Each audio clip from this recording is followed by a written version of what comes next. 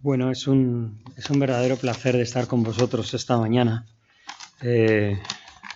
Hacía tiempo que no estábamos por aquí, pero como decía a Manuel esta mañana, que sepáis que os hemos tenido en el corazón y os tenemos en el corazón. Yo pienso frecuentemente en vosotros, me acuerdo como un precioso punto de testimonio fuera, digamos, de las metrópolis de Barcelona y eso, donde pues hay más iglesias, y parece que en las últimas décadas pues surgen estos grupos, estas iglesias, y también realmente debido a la inmigración, que bueno, vamos a decir que es buena, es de bendición, pues vienen muchas personas creyentes y a veces realmente son muy diferentes a nosotros, pero aún así, bueno, pues Cristo es anunciado. Pero sí, Argentona, como tantos otros pueblos, nuestras congregaciones son reducidas, pequeñitas, pero hay un fuego muy precioso. Entonces, de verdad, yo estaba deseando de venir y he disfrutado el tiempo de alabanza y espero que el Señor nos bendiga ahora al meditar su palabra. La Escritura es un libro inspirado por Dios. Creemos que la Escritura no tiene ninguna contradicción. Todo lo que dice es verdad. Al mismo tiempo, la Escritura no es un libro de teología. La Escritura es una serie de escritos, vamos a decir, espontáneos. ¿Qué quiere decir? Que Pablo, por ejemplo, cuando escribe a los Corintios, cuando escribe a los Efesios, Pablo no les escribe un tratado de teología. Pablo no les escribe un manual de orden de iglesia, sino que Pablo escribe para enfatizar algunas enseñanzas de la fe cristiana, para corregir algunas cuestiones, y las escribe de acuerdo a su sentir a la iglesia. Pablo no se preocupa si a lo mejor alguna frase que dice aquí puede estar en tensión con otra frase que dice en otro lugar. Él dice lo que el Señor le guía, lo que él discierne, y el Espíritu Santo le inspira para que todo lo que se escribe en la palabra de Dios es inspirado por Dios, sin error. Así lo ha dicho el Señor. La boca, o sea, el Espíritu Santo habla por la boca de David del Antiguo Testamento, pero también a través de los apóstoles. Pero eso a veces, la Escritura presenta tensiones. En esta mañana me gustaría tratar una de esas tensiones. Y me gustaría comenzar con una frase de Lutero.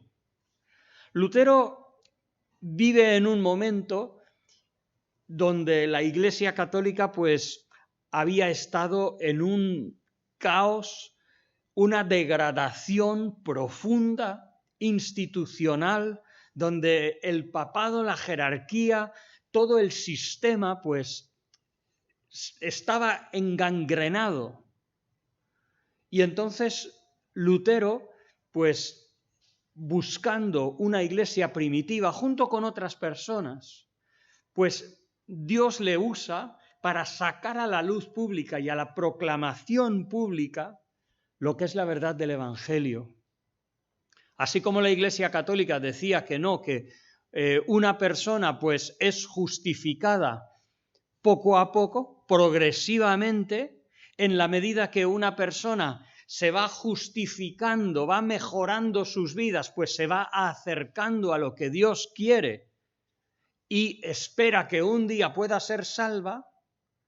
Lutero saca a la luz la realidad bíblica de que cuando nosotros creemos en el Señor con todo nuestro corazón, nos arrepentimos de nuestros pecados y creemos que Él murió por nosotros, nosotros somos justificados, somos hechos justos delante de Él. Segunda de Corintios 5:21, al que no conoció pecado, Dios lo hizo pecado para que nosotros fuésemos hechos justicia de Dios en Él. Ese es el Evangelio que Martín Lutero sacó. Y entonces Martín Lutero dice, nosotros entonces, el creyente, es al mismo tiempo un justo y un pecador. Simul justus et peccator.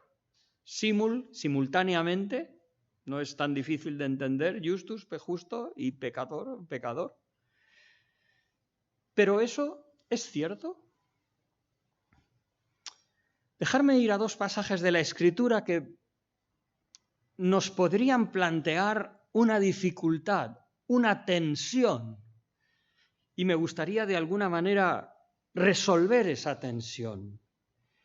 Si pregunto si es cierto, es porque, por ejemplo, Hebreos dice, seguid la paz y la santidad, sin la cual nadie verá al Señor. Entonces dices, a ver, si yo soy al mismo tiempo un justo y al mismo tiempo un pecador, ¿no? ¿Cómo lo manejo?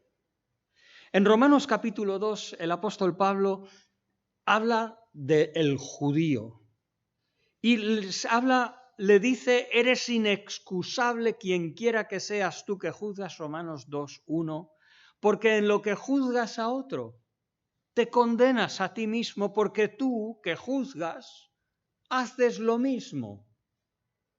Más adelante, en este mismo capítulo, dice, por ejemplo, versículo 17, he aquí tú tienes por sobrenombre, como digamos un título, un apodo, el judío. Te apoyas en la ley y te glorías en Dios. Conoces su voluntad, instruido por la ley, apruebas lo mejor. Versículo 21, tú pues que enseñas a otro, ¿no te enseñas a ti mismo? Tú que predicas que no se ha de hurtar, ¿hurtas? Tú que te jactas de la ley, con infracción de la ley deshonras a Dios. Porque, bueno, como está escrito, el nombre de Dios es blasfemado entre los gentiles por causa de vosotros. Vamos a capítulo 7 de la Epístola a los Romanos, donde el apóstol Pablo expresa su corazón. Y dice así, versículo 9, yo sin la ley vivía en un tiempo, pero venido el mandamiento, el pecado revivió y yo morí. Y hallé que el mismo mandamiento que era para vida, a mí me resultó para muerte.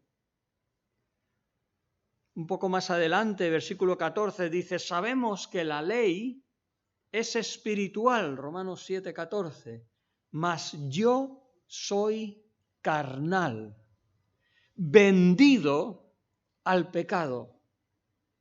Uy, nos podríamos decir, a ver, Pablo, ¿estás seguro de lo que estás escribiendo? Aún es en la misma epístola. ¿No estabas diciendo que el judío enseñaba pero al final hacía lo mismo? Que decía que no se había de hurtar pero luego hurtaba. Que se jactaba de la ley de Dios pero luego la infringía. Ahora nos dices que tú estás vendido al pecado. Y dice, porque lo que hago no lo entiendo, pues no hago lo que quiero, sino lo que aborrezco, eso hago. Y si lo que no quiero, esto hago, apruebo que la ley es buena. De manera que ya no soy yo quien hace aquello, sino el pecado que mora en mí. Yo sé que en mí, esto es en mi carne, no mora el bien. Porque querer el bien está en mí, pero no el hacerlo. Dice versículo 22, según el hombre interior, me deleito en la ley de Dios. Pero veo otra ley en mis miembros que se rebela contra la ley de mi mente y que me lleva cautivo a la ley del pecado que está en mis miembros. Miserable de mí, ¿quién me librará de este cuerpo de muerte?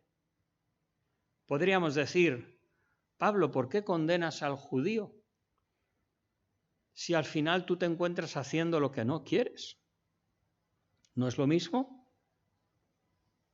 El judío dice que no hay que adulterar, pero adultera. Y ahora tú estás diciendo que aunque tú con tu mente quieres hacer lo bueno, pero al final acabas haciendo lo malo. Entonces, por supuesto, no es ninguna contradicción. Al revés. Por una parte, podríamos tomar estas palabras, y a veces lo he oído, como un fatalismo supuestamente cristiano de decir, bueno, ¿qué vamos a hacer? Es que somos pecadores, no podemos hacer nada. ¿Es eso lo que está enseñando Pablo? Yo creo que no. Pero indudablemente parece que hay una tensión, pero no. En esta mañana me gustaría explicar qué es lo que está diciendo Pablo en el capítulo 2, qué está diciendo Pablo en el capítulo 7 y qué utilidad profunda y abundante tiene el capítulo 7 para nosotros. Lo que diremos es que, por supuesto, nosotros ni vamos a consentir, ni tolerar, ni aprobar por bueno algo que está mal. Nosotros servimos a un Dios que no dará por inocente al culpable. Un Dios limpio de ojos que no pueden ver el mal. Y nosotros hemos de ser imitadores de Dios, como hijos amados. Entonces, no podemos tolerar el mal. Romanos capítulo 7 de ninguna manera nos puede servir para decir, bueno, es que mira qué voy a hacer, yo con la mente sirvo a la ley de Dios, pero al final me encuentro haciendo lo de siempre. No, no es por ahí, no va por ahí. Pero, ¿cómo podemos entonces entender estos pasajes? En primer lugar, en el capítulo 2 lo que encontramos es la religión típica de los judíos, el típico fariseo. Una forma de entender, vamos a decir, la religión, una forma de entender la vida diaria delante de Dios, un desarrollo donde se había estudiado cómo aplicar la ley a cada detalle de la vida. Los fariseos, aunque tienen una trayectoria larga, pero se dice que especialmente vienen a partir de Juan Hircano, cuando el poder de Jerusalén se alió con Roma o buscó el apoyo de Roma para no ser invadido. Y ahí es cuando los judíos más tradicionales y conservadores dijeron, pues nos separamos de vosotros. Fariseo significa separado.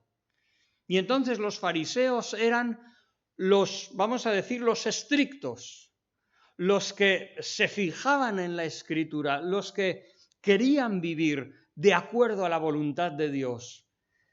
Claro, tenían cierta reputación de religiosidad, la gente los admiraba como maestros religiosos y a ellos les encantaba orar en las esquinas de las calles, les encantaba ese estatus religioso. Pero los fariseos, con un corazón pecador, lo que habían hecho es hacer la ley, pero no se dice en español, echa la ley, echa la trampa. Pues ellos también. Por ejemplo, lo tenemos capítulo 7 de Marcos, cuando el Señor dice que vosotros transgredís la ley por vuestras tradiciones. Dice, la ley dice, honrarás a tu padre y a tu madre. Y eso significa proveer físicamente cuando los padres no podían trabajar y proveer para sí mismos, en un tiempo donde no había seguridad social ni pensiones. Pero entonces los fariseos habían hecho otra ley paralela que decían, no, bueno, cuando viene mi padre y dice, ay, hijo, necesitaría esto. Ay, no, es que este cordero es una ofrenda especial que tengo para Dios, así que yo te ayudaría, pero no puedo porque está dedicado a Dios.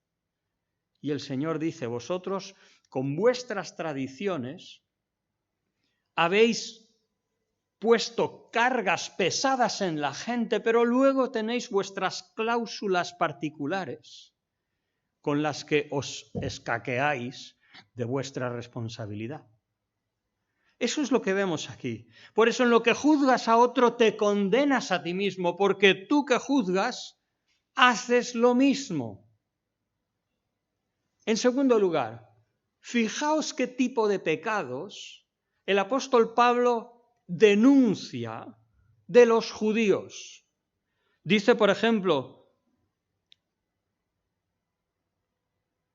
tú que predicas que no se ha de hurtar. Estamos hablando de robar. ¿Hurtas? Tú que dices que no se ha de adulterar. ¿Adulteras? Estamos hablando de cosas muy serias. El apóstol Pablo a los Corintios diría, hermanos, no erréis, ni los fornicarios, ni los avaros, ni los maledicentes heredarán el reino de Dios. Y esto erais algunos de vosotros, pero ya habéis sido santificados, habéis sido justificados en el nombre del Señor. Entonces, eso eran, pero han cambiado. Este tipo de pecados habla de una transgresión física abierta a todo el mundo. Robar, adulterar. ¿Tú que abominas los ídolos, cometes sacrilegio? O sea, ¿tú que hablas de el resto de dioses como algo inmundo, en realidad no te contaminas con ellos? ¿Tú que te jactas de la ley, con infracción de la ley deshonras a Dios? Y dice, porque como está escrito, el nombre de Dios es blasfemado entre los gentiles por causa de vosotros. Fijaos qué tipo de pecado son que los gentiles lo ven y se escandalizan. Para este tipo de pecado no se necesita un gran discernimiento espiritual, porque robar, adulterar, se ve lo que es pecado. Y si una persona se arrepiente de eso, su vida necesariamente tiene que cambiar. Como diría Colosenses capítulo 3, por estas cosas viene la ira de Dios sobre los hijos de desobediencia, y nosotros éramos por naturaleza hijos de ira como también los demás, pero ya el Señor nos ha salvado. Y eso no debe tomar parte, no debe tener lugar en nuestras vidas. Y Pablo lo dice a los corintios, si alguno entre vosotros, aún dice, si alguno diciéndose hermano es avaro, fornicario y tal, con el tal ni aún comáis.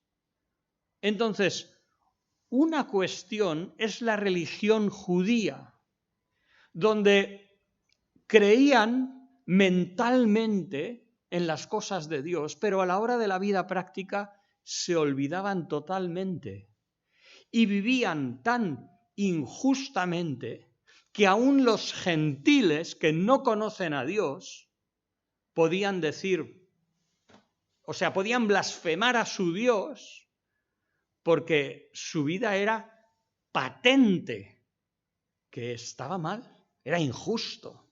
Eso no es ni Dios, ni es fe, ni es nada. Ahora, vamos a Romanos capítulo 7. ¿Es eso lo que está diciendo aquí? Es que cuando una persona que se dice ser creyente, si se va a vivir con otro sin estar casado, ay, pobrecito, no, es que es débil. ¿Seguro? Yo creo que no. Creo que no. Hay ciertos pecados que son muy claros para la naturaleza humana. Es tan difícil entender de que si una mujer quiere vivir con un hombre o un hombre quiere vivir con una mujer, que se tienen que casar. Que si están divorciados tienen que realmente, si quieren después de lo que sea, y bueno, porque hoy en día hay tantas familias desestructuradas, rotas, y vienen a la iglesia y me acuerdo en Sardañola cuando estaba la iglesia comenzando, hace muchos años, en el 83, 82, 83, que vino una mujer y se convirtió de una forma preciosa. Fue maravilloso. Y después, a los 2 o 3 domingos, le dice al pastor, dice, pastor, dice, tengo un pequeño problema. Dice, porque es que llevo viviendo 11 años con un hombre y no estamos casados. y tenemos 3 hijos. Entonces el pastor le dijo, pues cásate. No, es que tenía otro matrimonio antes. Bueno, soluciona la situación y cásate. Ordena tu vida, estructura tu vida. Has aceptado a Cristo, te arrepientes de tu vida pasada, ponla en orden y sigue adelante. Y entonces, bueno, cuando hayas ordenado todo, pues entonces te bautizas, sigues y tal y cual. Pero orden, ¿es tan difícil entender eso? Creo que no. Sin embargo, tristemente conocemos de algunos casos. Personas que se dicen creyentes y que encuentran a alguien del otro sexo y no, es que yo, no, sí, estaba en mi país divorciado y tal, y no, es que... ¿Pero qué? No erréis, ni los fornicarios, ni los avaros, ni los maledicentes, ni los ladrones entrarán en el reino de los cielos. Entonces, una persona creyente no puede seguir practicando. No, es que yo quiero hacer el bien, pero es que no puedo. ¿Qué? No. ¿Qué dice Romanos capítulo 7? En primer lugar, fijaos que, bueno, se dicen 3 cosas de este capítulo. ¿Quién es este hombre? Algunos dicen, no, es que está hablando de Pablo cuando no era creyente. Pero eso es difícil. ¿Por qué? Porque dice que se deleita en la ley de Dios.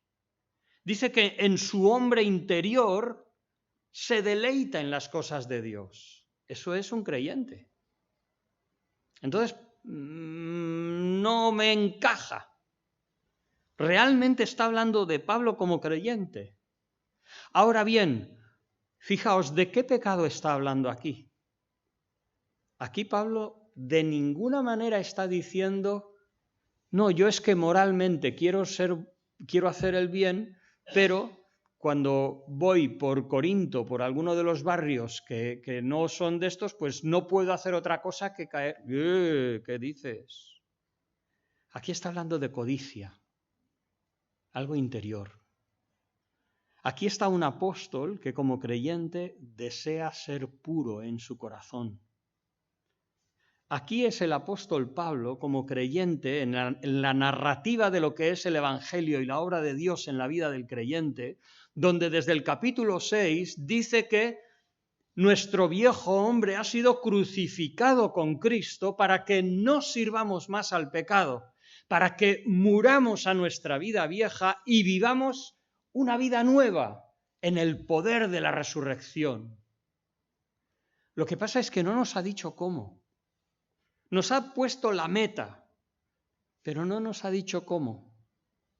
Aquí cuando llega al capítulo 7, al principio versículo 5 o versículo 6 habla de ese régimen nuevo del Espíritu, servir a Dios en el Espíritu. Y a lo mejor si leemos la epístola a los Romanos dices, ¿de qué está hablando? Todavía no me ha hablado nada de eso. Pero entonces Pablo entra en esta exposición donde reconoce su corazón, su naturaleza. Entonces Pablo no está hablando aquí de un pecado que deshonraría el nombre del Señor. No está hablando de que está vendido al pecado en cosas que romperían su testimonio, sino está hablando del corazón, de lo interno, de codicia. Podríamos hablar de orgullo, podríamos hablar de las cosas que amamos. Podríamos hablar de nuestra resistencia a veces a buscar las cosas de Dios. Y entonces en esas cosas que Pablo desea hacer lo correcto, Pablo encuentra la dificultad de su propia carne. Esto no lo discierne los gentiles. Esto no es motivo de que personas que no conocen a Dios se avergüenzan de los creyentes. No. Aquí está hablando de el creyente que después de, como hemos leído antes, después de gustar que el Señor es bueno, después de haberse arrepentido, en el discernimiento espiritual que el Espíritu Santo de Dios da, nos miramos a nosotros y nos miramos delante del Señor y decimos, Señor, tendría que ser mucho más puro, pero no puedo. Me faltan fuerzas. Esos son momentos en la vida cristiana, diríamos, casi necesarios. Y el apóstol Pablo en este capítulo 7 lo que está haciendo es prepararnos para el capítulo 8. El capítulo 7 de Romanos, esta situación de yo sé que en mí, esto es, en mi carne, no mora el bien, porque querer el bien está en mí, pero no el hacerlo, porque no hago el bien que quiero, sino el mal que no quiero, eso hago. Eso no termina aquí la epístola, sino que continúa. Y el capítulo 8, versículo 1 dirá: ahora pues, ninguna condenación hay para los que están en Cristo Jesús, los que no andan conforme a la carne, sino conforme al Espíritu. ¡Oh, qué diferente! Entonces lo que encontramos es que en este pasaje lo que está haciendo Pablo es expresar cómo podemos realmente vivir para el Señor. ¿Cómo podemos ser transformados a la imagen de aquel que nos amó? ¿Cómo podemos vivir esa vida del resucitado? Y la respuesta es que primero tenemos que convencernos de nuestra naturaleza caída. Debemos tener presente nuestra inclinación, que somos prontos a caer, prontos a desviarnos. Y no estamos hablando de pecados que deshonran al Señor. Estamos hablando de deseos del corazón. Estamos hablando de vida con el Señor, de nuestro espíritu, donde desearíamos realmente vivir para el Señor, pero a veces encontramos que el orgullo nos traiciona. Encontramos que nuestras malas actitudes o malas reacciones nos traicionan.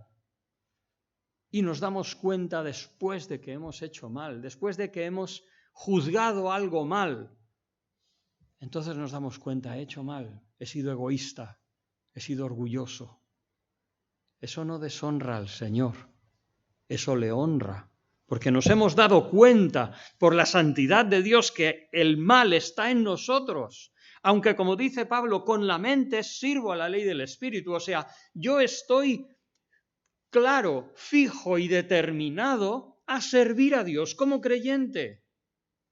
Lo que pasa es que cuando en ese intento me doy cuenta que a veces fallo y me equivoco. Pues eso es bueno, eso es necesario. ¿Para qué? Para depender en el Señor, depender del Espíritu Santo, para reconocer que nosotros no es por nuestras fuerzas, no es por nuestra determinación, no es porque nosotros nos esforcemos, no es porque nosotros ¿Qué va? Nosotros todavía acarreamos una naturaleza caída, que sí fue crucificada con Cristo, sí debe estar rendida, inoperativa, pero que está ahí y de vez en cuando muestra sus inclinaciones. Pero nosotros, reconociendo nuestra naturaleza, es cuando podemos descansar en la ley del Espíritu, podemos invocar, podemos clamar al Señor por ese poder de su Espíritu, esa ley del Espíritu de vida en Cristo Jesús, que nos libra de la ley del pecado y de la muerte. Entonces somos capaces de, sin darnos cuenta, buscando al Señor, te das cuenta que ya no deseas aquello. Y te das cuenta que has podido vencer un problema del pasado y no. ¿Por qué? Tú has reconocido tu situación, has reconocido tu necesidad, tu vulnerabilidad, y el Señor ha hecho la obra. Dejadme ir a un pasaje más en Primera de Juan, el primer capítulo, donde encontramos esta misma, vamos a decir, tensión ¿no? Dice, por ejemplo, versículo 6, si decimos que tenemos comunión con Él y andamos en tinieblas, mentimos y no practicamos la verdad. Esta es la vida del fariseo. Esta es la vida del fariseo, que es una forma de pensar, es, vamos a decir, religioso culturalmente, pero luego en la práctica hace lo que quiere. Alguien que dice que tiene comunión con Dios, pero anda en tinieblas, en pecados que todo el mundo puede ver que eso está mal. Eso no puede ser. Es incongruente, es inaceptable. Pero sin embargo, dice versículo 8, si decimos que no tenemos pecado, nos engañamos a nosotros mismos y la verdad no está en nosotros. Si lo miramos con los ojos de un incrédulo, el incrédulo dirá, esto es una contradicción, pero no lo es. Y nosotros como creyentes lo podemos entender. Porque si bien no andamos en tinieblas, como dice Juan en el capítulo 3, el que es nacido de Dios vence al pecado. No puede pecar porque la simiente de Dios está en él y no puede consentir, no puede convivir con el pecado. Pero de ahí a decir que no hay nada de pecado en mi corazón es otra cosa. Y el creyente entiende por la palabra de Dios, por la ley de Dios, discernimos cuando nuestras inclinaciones no son de acuerdo a la voluntad del Señor. A veces lo discernimos después. ¿Cuántas veces cuando alguien te dice algo, dices, no?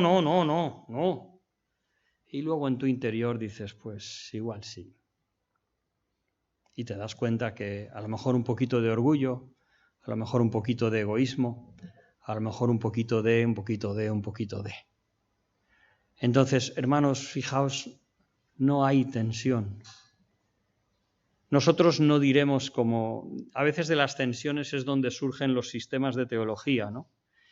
Y por una parte vendrá, por ejemplo, Wesley, que nos habla de una perfección, ¿no? El perfeccionismo, que dice que a un creyente puede llegar a un momento de crisis tal que se consagra al Señor y el Señor le limpia de una manera que es perfecto, que ya en sí la naturaleza pecaminosa como que ya casi se olvida. Es el famoso perfeccionismo que no entendemos. No, nosotros no diremos eso. Tenemos la naturaleza pecaminosa con nosotros, que debe estar en sujeción, que debemos considerarnos muertos al pecado, pero vivos para Dios. Debemos entender de qué estamos hechos. Debemos entender nuestras inclinaciones. Y en esa humildad real, porque somos así de vulnerables, pedir al Señor y su Espíritu que haga su obra en nosotros. En primer lugar, como conclusión, seguimos afirmándonos en que no podemos tolerar el pecado de ninguna manera. No puede haber eso de que no, bueno, claro, Pablo al final, después de todo, pecaba como el que más. ¿Qué dices? Eso no está enseñando Romanos 7, sino que Romanos 7 está hablando de luchas del corazón, luchas internas. No está luchando con adulterios, con fornicaciones, con ladrón, no está luchando con eso. Eso está pasado. No toleramos el pecado. Pero por otra parte debemos ser conscientes y sensibles a nuestra naturaleza y nuestras luchas para depender del Espíritu Santo de Dios. Debemos ir con cuidado.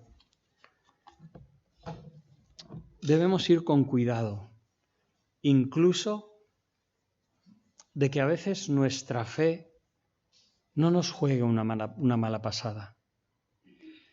A veces todos hemos conocido, vosotros tenéis unos años, yo también, ya hemos cumplido los 60 este año, hemos visto a veces personas que el Evangelio lo han utilizado para subrayarse, por no decirlo de otra manera, ¿no? Y a lo mejor personas que no tienen muchas habilidades sociales, pues en la iglesia y utilizando las cosas del Señor, pues no. A veces en la iglesia tenemos dificultades de personalidades, de humanidades, cosas que realmente prueban nuestro corazón. Qué importante es reconocer de qué estamos hechos. Qué importante reconocer nuestra vulnerabilidad al egoísmo, al orgullo, a una mala reacción.